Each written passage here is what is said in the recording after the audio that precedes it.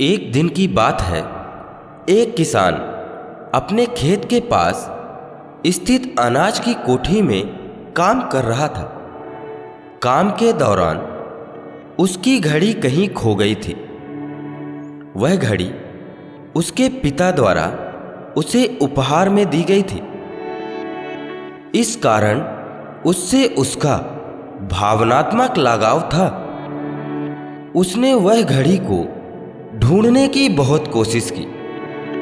कोठी का हर कोना छान मारा, लेकिन घड़ी कहीं नहीं मिली।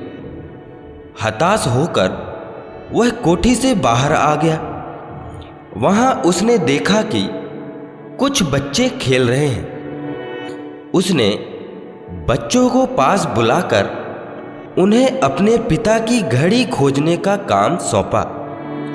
घड़ी ढूंढ निकालने वाले को इनाम देने की घोषणा भी की।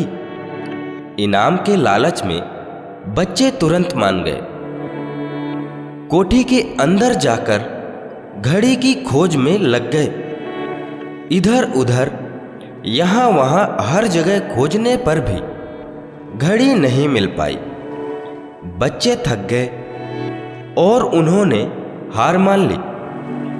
किसान ने अब घड़ी मिलने की आस खो दी थी। बच्चों के जाने के बाद वह कोठी में उदास बैठा था। तभी एक बच्चा वापस आया और किसान से बोला कि वह एक बार फिर से घड़ी ढूंढने की कोशिश करना चाहता है। किसान ने हामी भर दी। बच्चा कोठी के भीतर गया और कुछ ही देर में बाहर आ गया। उसके हाथ में किसान की घड़ी थी। जब किसान ने वह घड़ी देखी तो वह बहुत खुश हुआ।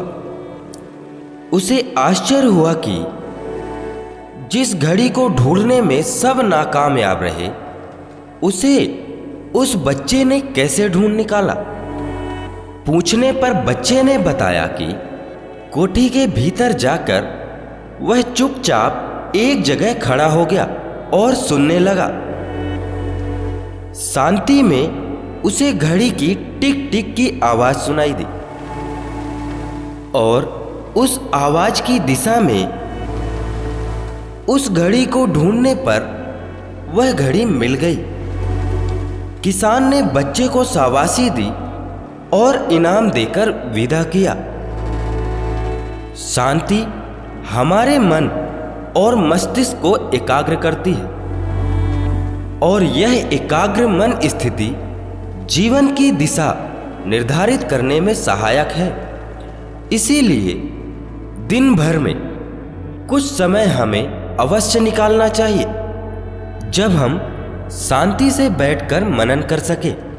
अन्यथा शोरगुल भरी इस दुनिया में हम उलझ कर रह जाएंगे। हम कभी ना खुद को जान पाएंगे और ना ही अपने मन को। बस दुनिया की भेड़ चाल में चलते चले जाएंगे। जब आंख खुलेगी तो बस पछतावा होगा कि जीवन की ये दिशा हमने कैसे निर्धारित कर ली। हम चाहते तो कुछ और थे, जबकि वास्तव में हमने तो वही किया जो दुनिया ने कहा। अपने मन की बात सुनने का तो हमने समय ही नहीं दिया।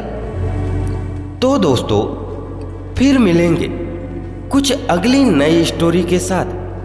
तब तक के लिए आप अपना ख्याल रखिएगा और हमेशा मुस्कुराते रहिएगा। जय हिंद, जय भारत।